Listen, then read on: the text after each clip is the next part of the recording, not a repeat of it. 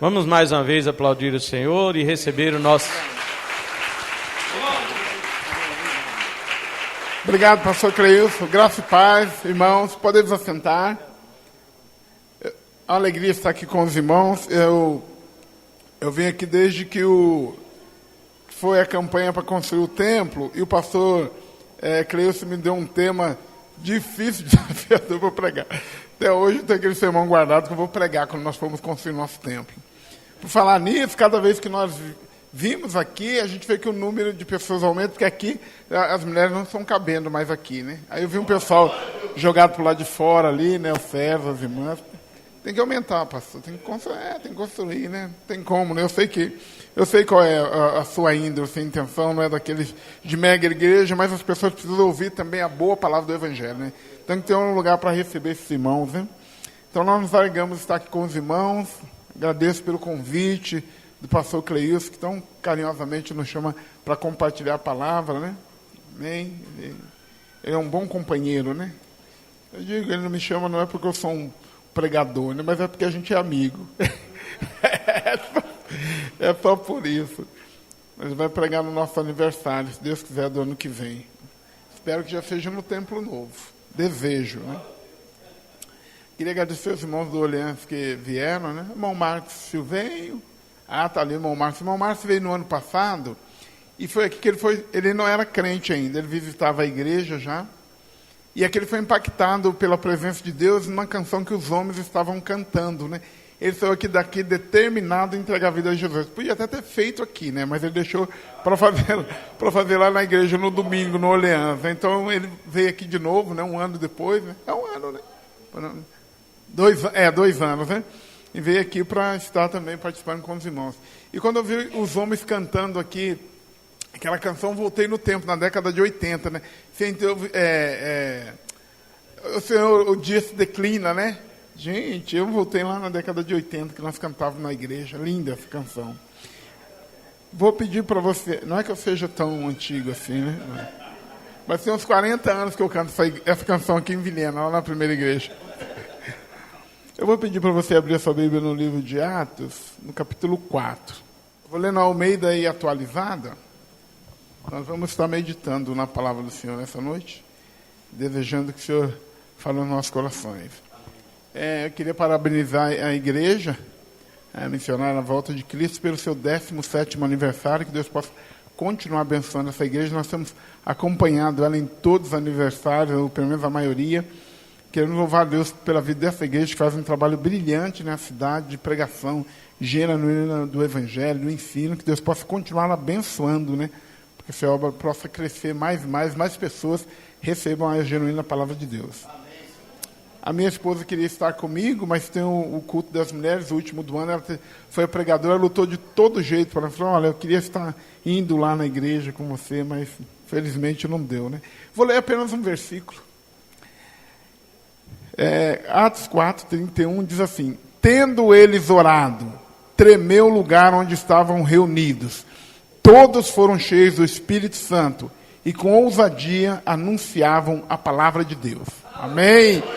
Pai querido, nós te bendizemos por essa reunião de santos, dos filhos do Senhor, que se reúnem neste lugar para adorar, exaltar e celebrar o teu nome.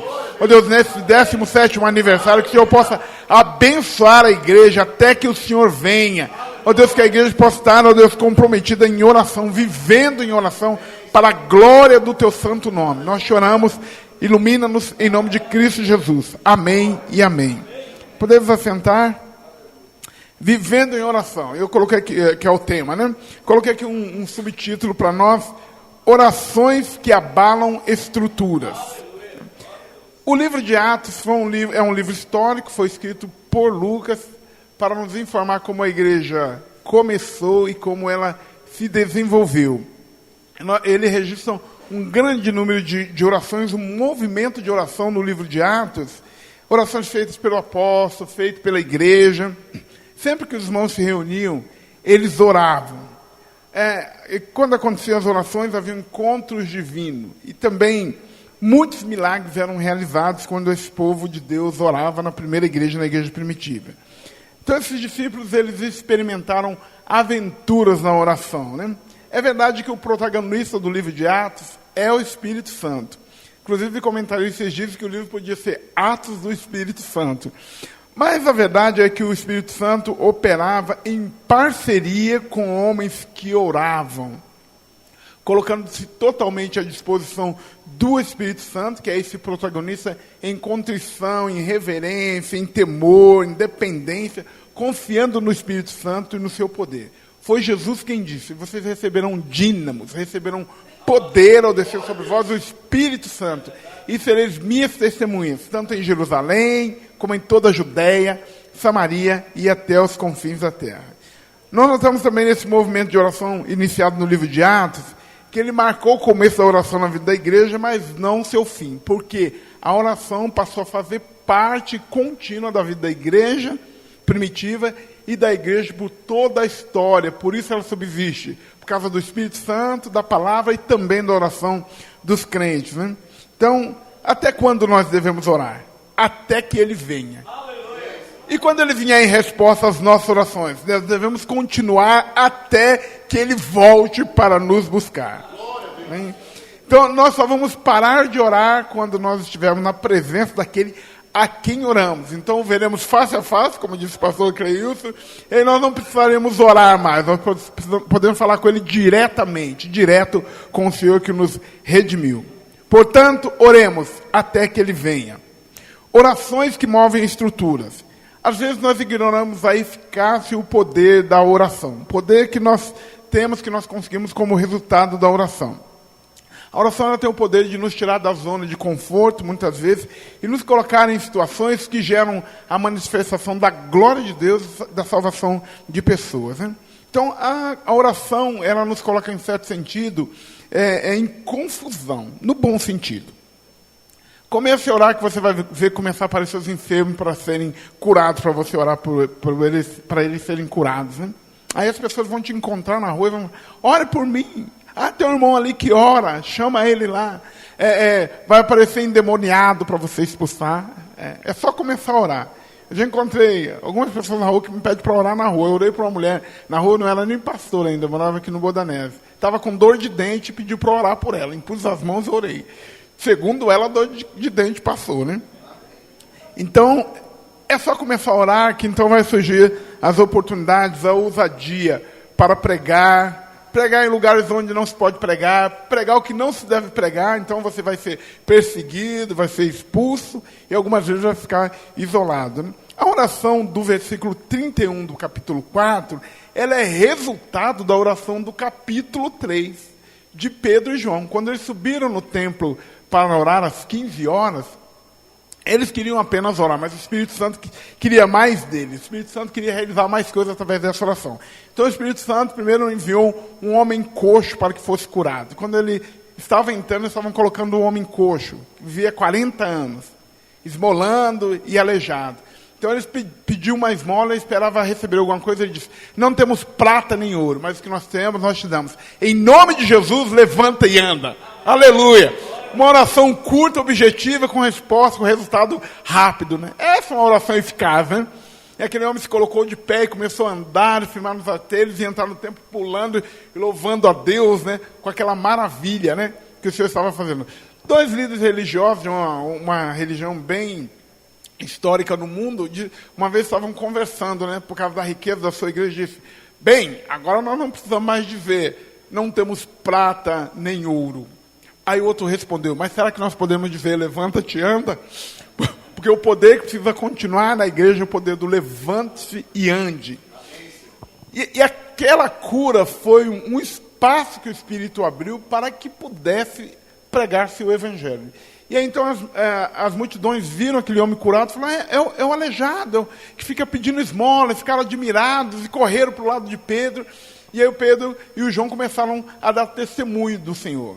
Falando de Cristo, que ele havia vindo ao mundo, que eles haviam crucificado. Ele disse, mas vocês fizeram isso na ignorância, tá? Mas vocês crucificaram o Senhor. Foi falando e pregando, e aí, de repente, aparece no cenário os religiosos, né? Ali da religião judaica, fariseus, saduceus, ficaram condoídos, ficaram chateados que eles estivessem pregando sobre Jesus. E prenderam o Pedro e o João, porque já era noite, então tinha que deixar ele na prisão para que ele fosse julgado. E diz que, como resultado disso, mais 2.000 pessoas se converteram, foi acrescentado ao corpo de Cristo. Que diz que o número subiu a 5.000, né? Porque já tinha 3, agora o Pedro, cada pregação era de 1.000 para lá, né? 3.000, 2.000, né? Alguém já observou uma vez que o Pedro, com um sermão, ganhou 3.000 almas. Nós fazemos 3.000 sermão para ganhar uma alma, né? Mas o Pedro fazia uma coisa, ele subia todos os dias para orar, para buscar o Senhor na hora da oração. Depois desse movimento, o Espírito tinha como resultado que o Pedro e João fossem presos, porque era um testemunho. E aí ele começou a testemunhar as autoridades, quando ele chamou para dar depoimento, começou a falar da obra de Cristo, que Cristo fizera, da ressurreição, que eles mataram Cristo. Era o nome de Jesus que eles estavam mandando que aquele homem se levantasse, que eles não podiam deixar de falar do que tinham ouvido e crido, porque eles estavam proclamando a palavra do Senhor. E diz que eles não tiveram como castigar o Pedro e o João, porque o homem estava ali, mais de 40 anos, estava curado. As multidões estavam maravilhadas, eles não puderam fazer nada, senão advertiram de que eles não pregassem no nome de Jesus. E aí mandaram eles embora. E eles voltaram dando testemunho aos irmãos, que esse testemunho está aqui no versículo 23. Eu gostaria de fazer a leitura, porque eles dão testemunho e depois fazem uma oração. Se os irmãos tivessem a versão que eu tenho aqui, queria tanto que nós orássemos juntos essa oração. Eu falei que a minha edição é Almeida atualizada. Eu estava com a NVI e falei, não, lá só leio o texto em grego e hebraico, eu vou levar uma versão mais, né? Aí eu deixei minha NVI, eu vi o pastor lendo na versão aqui mais contemporânea, né? Então, eles estavam dando testemunho daquilo que o Senhor havia feito. Mas é uma coisa curiosa, que esses apóstolos, quando eles sofriam algum tipo de perseguição, tem uma outra situação aqui em Atos, que eles foram levados à prisão, bateram neles, eles voltaram, no capítulo 5, dando testemunho, porque se acharam dignos de sofrerem por amor a Cristo. Então o testemunho deles não era, eu comprei um carro novo, eu comprei uma casa nova, eu recebi um emprego novo, eu passei num concurso. Não, o testemunho deles não era isso, não. Falaram, nós apanhamos por causa de Cristo, glória a Deus! Eles vibravam, porque se achavam dignos de sofrer por amor a Cristo. E aqui eles passaram a testemunhar o que as autoridades haviam feito. E diz assim, versículo 23, uma vez soltos, Pedro e João procuraram os irmãos e lhes contaram tudo que os principais sacerdotes e anciãos lhes tinham falado. Ouvindo isto, unânimes levantaram a voz a Deus e disseram, se você tiver a minha versão, vamos fazer essa oração junto, porque aí nós vamos estar orando a palavra. Versículo 24, segunda parte. Tu, soberano Senhor, fizestes o céu e a terra, o mar e tudo que neles há. Disseste por meio do Espírito Santo, por boca de Davi, nosso pai, teu servo. Por que se enfurecem os gentios e os povos imaginam coisas vãs? Os reis da terra se levantaram e as autoridades se juntaram contra o Senhor e contra o seu ungido.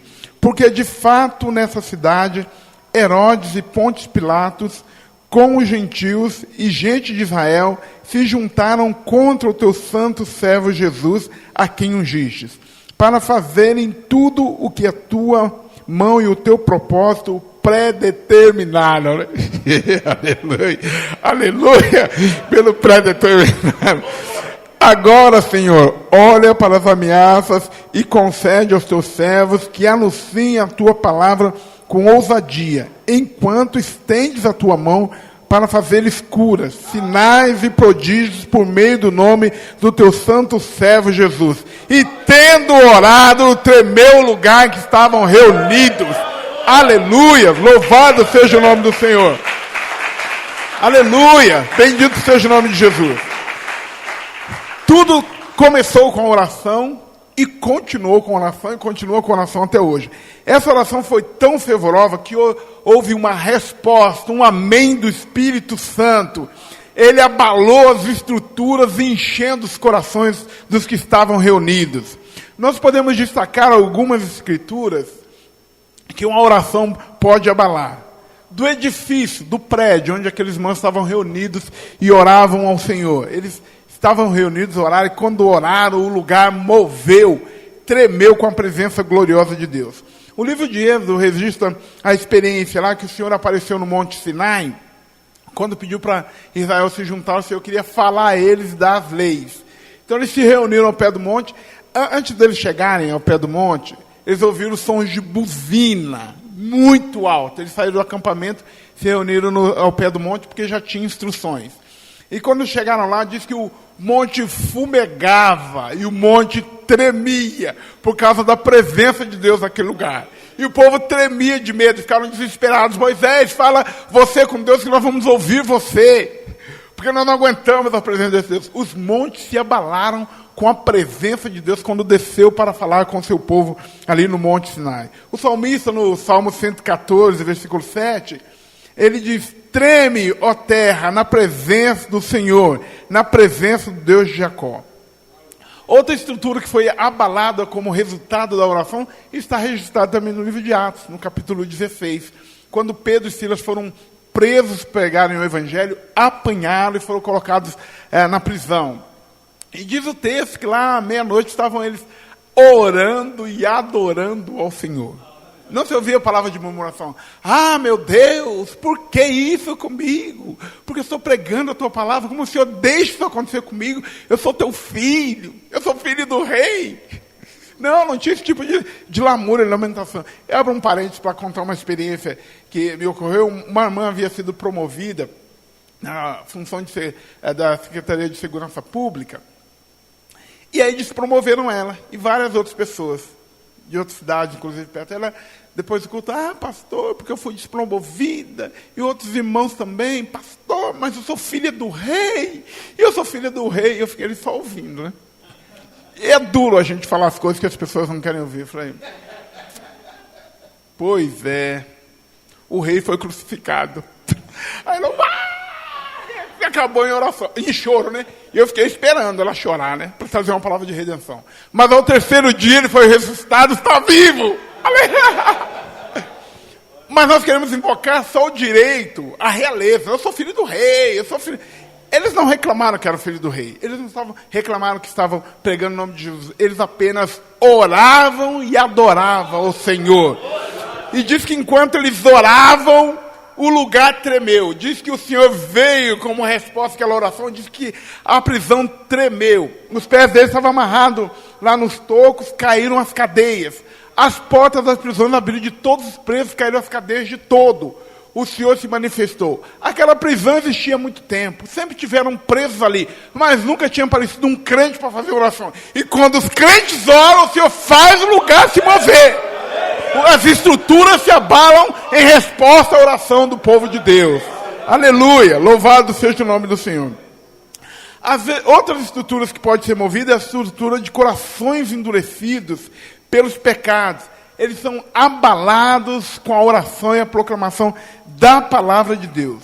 O texto diz que eles pregaram a palavra a judeus, praticantes da religião judaica, endurecidos a respeito de Cristo. Mas ao final da pregação, diz que eles creram no Senhor.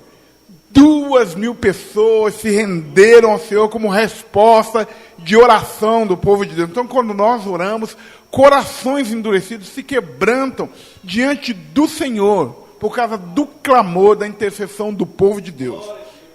Outra estrutura, as estruturas também se abalam quando nós oramos. As estruturas foram abaladas, o judaísmo foi abalado como resposta da oração do povo de Deus. Porque diz o texto, o Lucas vai registrando em Atos, que converteu levitas, né? Foram convertendo levitas. Barnabé era um levita de Chipre, foi convertendo sacerdotes. Eles iam orando e eles se convertendo. Diz que os sacerdotes iam se juntando a eles. É uma coisa curiosa, como é essa ação de Deus. Quando Jesus estava, diz que os sacerdotes criam, mas não seguiam Jesus porque queriam a glória dos homens. Eles sabiam que era Jesus, mas não queria. Agora aqui, depois da vinda do Espírito Santo, o Senhor começa a mover aqueles corações. E aí os sacerdotes vão ouvindo, vão deixando as tradições, vão crendo em Jesus, vão seguindo Jesus. Então, o poder da oração, ela vai ela vai mover as estruturas religiosas, que às vezes ingessam o poder do Evangelho, atrapalha o avanço da igreja, impede a ação do Espírito Santo na vida da igreja e dos crentes, e o Senhor faz cair estruturas religiosas.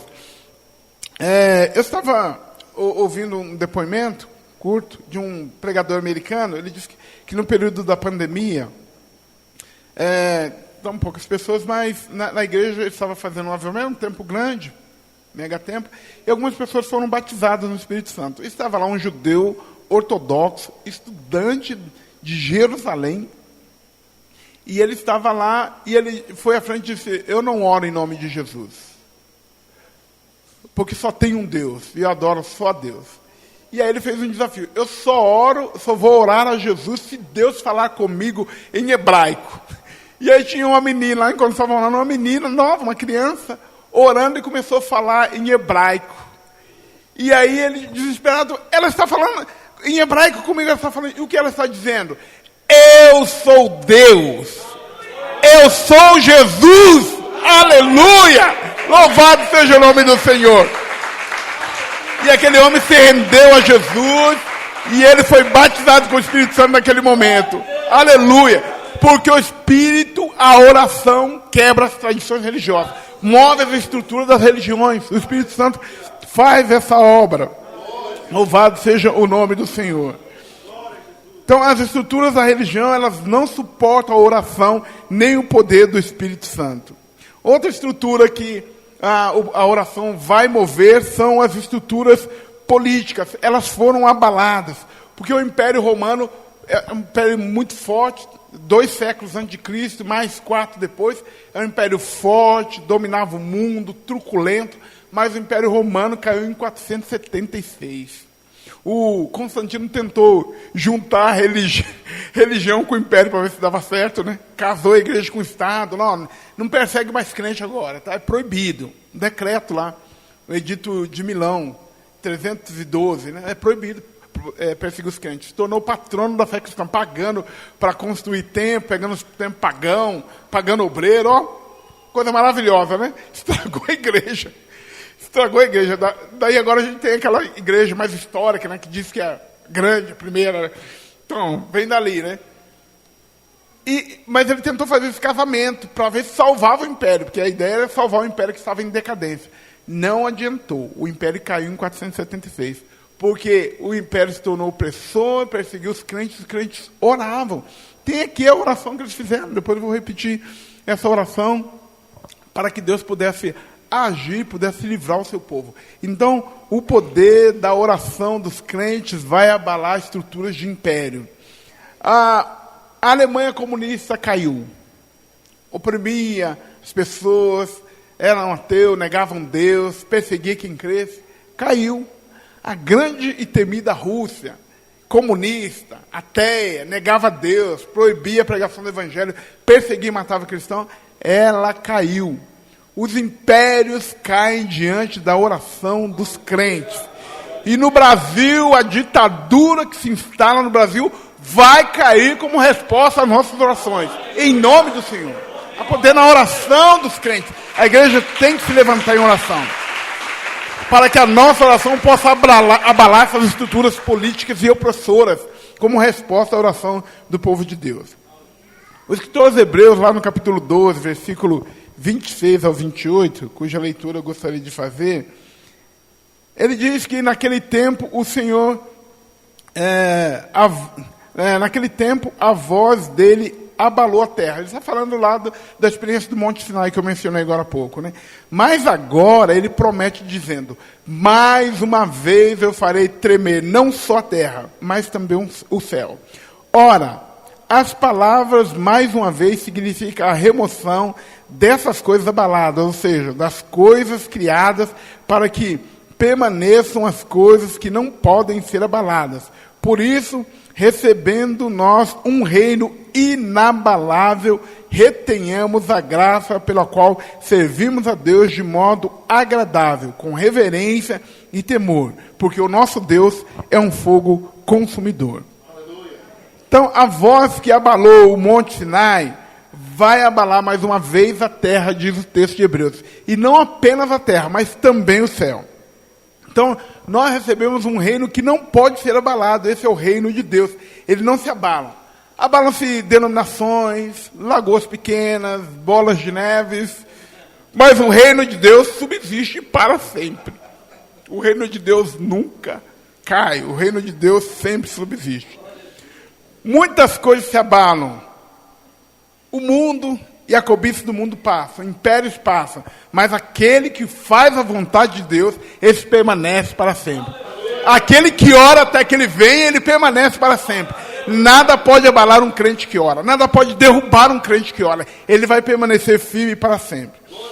Deixe o Espírito Santo abalar suas estruturas através de orações constantes e fervorosas, orando em todo o tempo, com toda oração e súplica no Espírito, e vigiando nisso, até que ele venha, orando até que ele venha. Nós seremos mais efetivos se nós orássemos mais e resolvêssemos menos nossos problemas com nossas habilidades de fazer mediações e resolver problemas. Nós resolveremos eles muito mais se nós resolvêssemos orando. Esses irmãos aqui do texto, eles foram atacados por Satanás através dos judeus e através do Império Romano. O que eles fizeram? Eles fizeram a oração. Eles oraram dizendo: Satanás é problema do Senhor. Quanto a nós, dá-nos ousadia na tua palavra. E o Senhor vá à frente, fazendo sinais e prodígios e curando em nome do seu servo Jesus. Amém. Irmão, Satanás é problema de Deus, não é problema nosso, não. A oração que nós, ai, Senhor, larga Satanás lá no inferno, preso, tem misericórdia de nós. Satanás está furioso. Satanás sempre esteve furioso. Ele é problema de Deus. O nosso problema, a nossa situação é pedir a Deus que o Senhor nos dê ousadia na palavra. Amém. É de ousadia que nós precisamos fazer esse tipo de oração.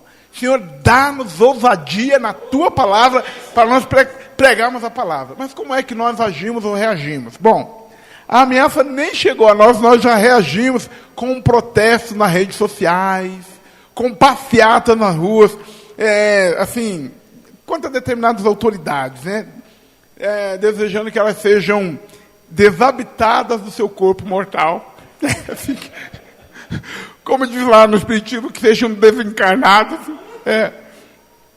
Que o Senhor lhes quebre os dentes, que o Senhor coloque um anzol no nariz deles. É assim que nós pensamos. Calma, irmão, porque assim, nós ainda não fomos apertados. Ninguém está preso, ninguém está chicoteado, ninguém foi morto, ninguém foi impedido de falar de Cristo. Nós temos essa liberdade ainda. Então, quando vier a opressão, a nossa reação é essa aqui. Orar ao Senhor, falar: Senhor, nos dê ousadia. Eles não tinham medo de ser presos. Não, vocês não vão mais falar nesse nome. Olha, importa mais obedecer a Deus do que obedecer aos homens. Se quiser prender, matar, esquartejar, nós vamos continuar falando. É ousadia para proclamar a mensagem. Eu tive um sonho recente, mas bem recente mesmo, acho que tem um mês ou menos. No meu sonho, uma pessoa desconhecida estava sentada numa mesa e falou: olha, pastor, quero te ver lá no STJ. Eu falei: mas eu nem sou advogado para poder estar lá. Eu achei que ela trabalhando. Eu falei: não, é no protesto de pastores que vai ter lá. Aí eu falei assim: olha, esses senhores estão muito à vontade para pecar. O protesto de pastores não vai abalá-los, mas a nossa oração pode abalá-los. Olha o tipo de sonho que eu estou tendo. Eu penso que está faltando mais oração nossa, porque eu acho que esse é um recado de Deus direto. Não adianta fazer passeata, movimento, isso, aquilo. A nossa oração abala essas estruturas. Nós devemos orar para que o Senhor abale as estruturas de governo, judiciário, para que o nome do Senhor seja glorificado nessa nação. Amém? Então nós precisamos agir mais com oração e menos com ações. As nossas ações devem ser apenas o nosso testemunho acompanhado das nossas orações. Foi isso que Pedro e João fizeram. Eles testemunharam ao povo, aquela multidão que foi admirada com a cura, testemunharam às autoridades e depois foram lá e testemunharam aos irmãos. É só testemunho que tem aqui. Olha, porque Jesus fez isso, fez aquilo. Olha, vocês mataram, mas fica tranquilo. Vocês fizeram na ignorância, mas mataram. Ele foi falando, as pessoas foram se compungindo com essa ousadia, com essa autoridade. Eles só davam testemunho. Né? Então, só orem, só testemunho. O Senhor não nos chamou para ser os seus advogados, nos chamou para ser suas testemunhas. Se precisar, façamos apenas a defesa da fé. Né? Que o Pedro fala para fazer a defesa da fé, mas não a defesa de Cristo. De Cristo nós somos testemunhas do que Ele fez e do que Ele faz. Nós encerramos recentemente uma campanha de oração da Convenção Batista Nacional, já faz anos que fazemos essa campanha, oração de 40 dias de jejum e oração, né? E nós encerramos ela com uma vigília, né? Na igreja, uma mini vigília, né? Gente, são momentos preciosos, momentos passados orando e buscando a presença de Deus, né? Eu carrego na memória experiências de oração desde a minha infância, né? Meu avô, Tertuliano Pereira da Silva, da Assembleia de Deus, totalmente analfabeto, e todas as vezes que ele nos visitava em Campinas, ele ficava no mesmo quarto que eu. E aí, de madrugada, eu acho que 4 da manhã, daí para trás, ele acordava e ficava orando. Mas não era uma oração silenciosa. Ele ficava, Jesus abençoa, Jesus salva, Jesus faz isso. E aí eu, criança, ainda querendo dormir, com raiva daquele velho orando. Jesus abençoa, Jesus salva.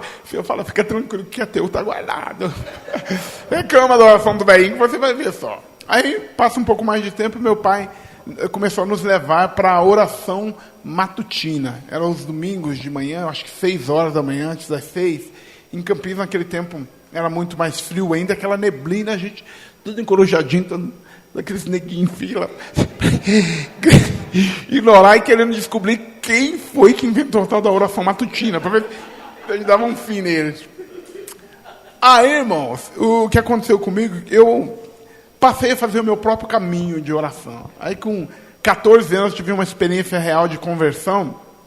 Eu trabalhava no centro em Campinas, então eu acordava às 5h30 da manhã para orar, fazer o meu devocional, e depois mais tarde para o trabalho, às 7h20, pegava o ônibus e ia para o trabalho.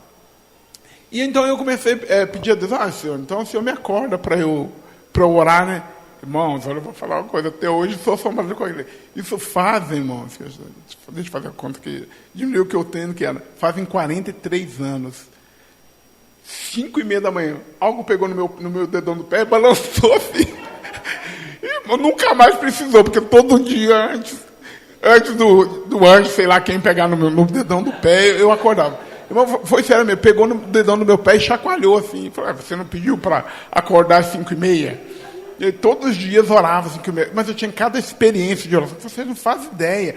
Quando nós oramos, realmente Deus começa a mover. Eu tinha apenas 14 anos de idade, Deus respondia cada oração minha, que você não faz ideia. Eu me lembro de uma época que nós estávamos lá e estava chovendo, mas demais, além da conta. Era o período de chuva, mas chovia demais, não dava para lavar roupa, não dava para secar. Dias e dias chovendo. Eu acredito que os crentes oraram. Mas eu fiz uma oração num dia e pedi a Deus para que cessasse aquele... E a programação lá da meteorologia estava a chover mais dias. Orei ao Senhor pedindo que cessasse aquela chuva. E como eu trabalhava de office boy, eu fazia meu serviço de rua, eu tinha um guarda-chuva que a empresa deu para eu pegar o ônibus, fazer o serviço. Eu larguei o meu guarda-chuva em casa, na confiança de que não ia chover. Orei, larguei o guarda-chuva em casa e fui para o trabalho. Quando estava no caminho, metade do caminho, o céu começou a limpar, e acabou a chuva. É a resposta de oração. Eu acredito que tinha mais irmãos orando, mas eu acredito que Deus respondeu minha oração também. E aí, uma outra experiência muito curiosa, com essa mesma idade de 14 anos, eu era office boy, então o meu patrão é uma empresa de despachante aduaneiro, que libera mercadorias internacionais nos aeroportos. Ele me deu uma chave do escritório para um garoto de 14 anos abrir. Aí tinha secretário que tinha mais idade do que eu, que era mais velho. Então, quem tinha a chave era ele, que era o dono, o gerente, eu e mais uma secretária de mais idade. Só que ela chegava mais tarde. E aí, beleza, fui, aquela coisa de adolescente. Um dia, trabalhei, quando eu fui embora para casa, eu esqueci a chave dentro do escritório. Que os outros ficaram por último. Quando eu cheguei no outro dia, todos nós lá do lado de fora, esperando abrir. O pessoal que chegava mais tarde. Pensa na bronca. Aí, fiquei esperto, né? Virei um adolescente esperto. Naquele dia eu levei a chave embora. No dia seguinte, o que aconteceu? Adolescente esqueceu de novo. E aí eu falei, meu Deus, esqueci a chave. Aí comecei a orar, pedir a Deus, clamar ao Senhor para que resolvesse isso. E aí fui para o trabalho no outro dia. Quando eu estava chegando, o escritório que eu trabalhava era no 3º andar. Do lado de cada rua, veio a luz do prédio acesa da nossa sala. Do nosso escritório falou, esqueceram a luz acesa. Aí eu cheguei lá, estava o meu gerente. e bravo. Eu acordei e olhei naquele relógio, era 8h40. Eu peguei um táxi e corri para cá. Era, na verdade, 7h40. Ele chegou lá antes das 8, antes de mim. A resposta de oração foi Deus que... Obrigado, Deus. Obrigado, Deus. Então, irmãos, muitos problemas na nossa vida podem ser resolvidos se nós tivermos uma rotina de oração. Muita coisa não é resolvida porque nós não oramos. A responsabilidade é nossa, mas se nós orarmos, o Senhor vai mover em nossas vidas. Os resultados da oração. Diz o texto que todos ficaram cheios do Espírito Santo. Okay? Todos ficaram cheios do Espírito Santo e com ousadia anunciavam a palavra de Deus. A oração precisa ter objetivo e precisa ser efetiva. Ao final da oração, os crentes precisam ser cheios do Espírito Santo. Não de soberba, mas do Espírito Santo. Não julgando quem não orou, mas apenas cheios do Espírito Santo e contagiantes com essa presença. Porque quando Deus se move nas nossas vidas pela oração, não precisamos ficar brigando com quem não ora. Não precisa, mas só nós orarmos. Ora pela pessoa para que Deus mova ela. Ela vai ver a sua reação, ela contagiante, e Deus movendo. Teve uma coisa que eu sempre tive dificuldade, fiz críticas pessoais e íntimas, quando os irmãos querem fazer algum trabalho em igreja, alguns pastores, e querem colocar algum movimento de crescimento, não, eles querem forçar as pessoas a participar. Eu falei, mas se o negócio é bom, precisa obrigar? Eu falei, mas como nós vamos obrigar as pessoas a fazer uma coisa que é boa? Se é bom, o próprio bom vai atrair as pessoas. Nunca trabalhamos com essa cultura de, não, é obrigado, tem que ser. Não, você só vai vivendo aquilo e as pessoas vão vendo. Nós vamos sendo cristãos contagiantes. Então, seja um cristão contagiante. Não precisa criticar o irmão que não ora. O irmão não ora, o irmão não isso. Ore você. Mostre o resultado e a eficácia da oração na sua vida. E ore por aquela pessoa para que Deus fortaleça e desperte nela o interesse de orar. Porque às vezes tem pessoas que oram por diversos motivos. Menos para ser cheio do Espírito Santo, ter resposta. Nós estivemos participando de uma reunião para ajudar uma igreja, um pastor que passava por dificuldade. Os irmãos queriam que o pastor recém-chegado saísse. E aí não tinha nada contra a vida do pastor, nem da família, mas tinha uma crítica. A esposa dele nunca veio na oração das 5 da manhã. Eu falei, tá, a irmã tem 2 filhos pequenos, um de 3 e um de 9. Como que ela vai fazer para ir? Ela vai acordar as crianças, né? 4h30 para levar na oração. Não, ela vai largar ele sozinho para orar, só para agradar as pessoas. A oração não é para isso. Eu não oro para agradar as pessoas. Minha oração, a sua oração deve ser para agradar a Deus, para ser movido por Deus, para Deus mover em nossas vidas. Amém? Então, quando nós oramos, nós devemos sair, como resultado da oração, cheios do Espírito Santo, e não cheios de crítica, de murmuração, de reclamação com quem não orou. Eles tiveram novas experiências, novas dimensões espirituais. Sentiram o prédio tremer e viram o Espírito ser derramado sobre todas as pessoas. O Senhor vem sobre todos. Então aqui o Senhor vem, quando vem, o Senhor vem com força sobre todo mundo. Essa é uma coisa maravilhosa, né? É uma experiência extraordinária, né? E o Senhor moveu o seu Espírito para eles terem essas experiências em dimensões espirituais diferentes. As coisas que aconteceram fora da normalidade do mundo. Mas totalmente fora da normalidade. Os crentes oravam enquanto Pedro estava preso, lá 16 soldados mantendo ele preso, acorrentado. Ninguém livra uma pessoa assim. Com aqueles soldados lá que devia ser da guarda pretoriana. Aí os crentes lá orando na casa da irmã Maria. Oraram, o anjo foi lá, abriu, tirou as cadeias, abriu a porta da cadeia, Pedro saiu, ele caminhou, o portão se abriu automaticamente, coisa que foi ser inventada agora mais modernamente, abriu automaticamente, Pedro saiu, está ali o Pedro achando que é uma visão, né? Aí quando deixou, eu falei, isso é uma verdade, não é um sonho, não. Ele falou, a resposta de oração. Chegou lá, a igreja estava orando, reunida, buscando ao Senhor.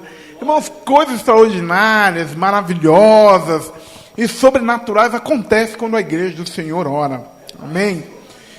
Diz que todos anunciavam com intrepidez a palavra de Deus. Então eles receberam ousadia para dar testemunho de Cristo, sem medo e nem vergonha.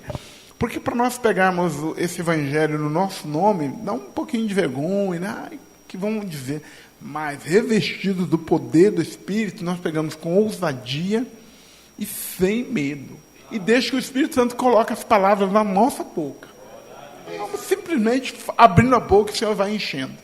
Eu gosto de uma experiência, não sei se eu já contei para vocês, mas eu vou ter que repetir, de uma senhora, que ela estava fazendo um evangelismo com a igreja aqui da Filadélfia, semi-alfabetizada, mas é uma pessoa de oração, piedosa, e gostava de evangelizar. Então, ela estava caminhando e o irmão ficou esperando ela, que estava mais para trás, e ela abordou uma pessoa e começou a falar do evangelho. Aí o homem dizia, eu sou filho de Deus. Não, a senhora é criatura. Sou filho, criatura, filho. E ela citava, cada vez ela citava a todos quanto receberam o poder de serem feitos filhos de Deus. E ele se contrapunha, ela contrapunha com a palavra, é criatura, é filho. Aí lá pelas tantas o homem se aborreceu e falou assim, a senhora só sabe esse versículo? Ela falou, e o senhor que não sabe nenhum? Eu sei um. É claro que ela sabia muito mais, né? Mas ela só respondeu a pergunta, e o senhor que não sabe nenhum? Então, tem ousadia, né? Essa senhora é minha mãe. Evangelizava por todo lugar que ela ia, ela evangelizava. E outra, as coisas loucas. Ela pegava a árvore como testemunha, evangelizou um homem perto do corpo de bombeiros ali. O homem entregou a vida a Jesus e falou assim, eu tomo essa árvore aqui como testemunha de que eu preguei o evangelho para vocês, você está entregando a vida a Jesus. É muito maravilhoso. Mas isso é a ousadia que o Espírito Santo dá quando, em resposta à nossa oração e à nossa aproximação do Senhor. Então, nós precisamos desses efeitos da oração em nossas vidas. Autoridade para testemunhar, para enfrentar os desafios desse tempo, né? Está aqui cercado de muita crendice, né? Mas assim, de pouca crença genuína, né? Se tem uma coisa que não falta no Brasil, é crença, né? É crendice, né? Pessoas acreditam em tudo, em duende, Papai Noel, acreditam em político, para vocês verem como está o nível de crença nesse país. Aqui, esse país é um país sincrético, né? É todo tipo de crença, né? Nós fomos colonizados lá por Portugal, que não experimentou a reforma. Aí, nessa colonização, traz a religião oficial. Aí encontra aqui os indígenas, que tinham sua religião, a pagelança indígena. Vem para cá os europeus com o espiritismo, kardecista. Vem os escravos com as crenças afro, né, do culto, daqueles cultos afros, e faz esse balaio de gato aqui, esse caldeirão, e vira uma religião sincrética, uma mistura de crenças que as pessoas acreditam um pouco da religião de cada um, né? Carrega, né, crenças de diversas religiões, né? As pessoas, por exemplo, quando elas migram de religião, elas não abandonam as crenças. Aqui em Atos diz que os irmãos, aqueles que convertiam, que mexiam com magia, com ocultismo, eles queimavam os livros, rompendo com aquela vida. O irmão não, ele saiu lá da igreja, da matriz religiosa deles, o catolicismo, ele vai dar uma passadinha no espiritismo. Só que quando ele chega lá, ele não abre mão das crenças católicas, ele soma com aquilo que ele tem. Nós chamamos de bricolagem, né? Colou uma coisa na outra, né? Aí ele sai dali e vai passar lá na igreja do Valdemiro, que ele achou umas coisas meio parecidas. Aí ele vai para lá. Ele não larga das duas que ele passou. Ele agrega o que ele tem. Aí ele passa numa igreja, passa lá, de repente ele passa aqui na igreja missionária na volta de Cristo. Ele vem colado aí com dezenas de crenças. E ele não abre mão de nenhuma, né? De maneira que ele acredita em reencarnação, na intercessão de santos, pode passar no fogo, na fitinha que coloca no braço. Ele carrega todas aquelas crenças que nós chamamos de bricolagem. É um monte de crenças. O brasileiro é muito sincrético. Eles acreditam em muita coisa junto, né? E a Escritura diz que quando nós nos convertemos, nós saímos das trevas para a maravilha. Então, larga tudo, porque se isso fosse bom, a gente tem que abandonar tudo. E se entregar a Cristo, né? Porque eu estou falando isso aqui por causa da questão do sincretismo que tem no Brasil, né? E na verdade, nós precisamos dessa oração, desse poder, porque nós vivemos um tempo desafiador na nossa nação, né? Tem esse monte de crença, e nós precisamos levar essa palavra genuína, né? Com ousadia e com toda a intrepidez, né? Então, o Espírito Santo nos dá ousadia para testemunhar e viver a vida cristã de uma maneira autêntica e genuína, como o Senhor espera de nós. Para concluir, nós não precisamos apenas orar bastante. Mas eu já orei bastante. Não, nós precisamos orar até que Ele venha, até a consumação dos séculos, até o fim das nossas vidas nessa terra. Nós devemos orar até que Ele venha. Amém? Então não tem fim a nossa oração. É até que Ele venha. Mas você não cansa de orar? Não. Eu só vou cansar de orar no dia que eu cansar de almoçar e de jantar. Como eu não vou cansar disso, se eu não almoço, então nós vamos orar até que Ele venha, até que o Senhor nos alcance. Amém?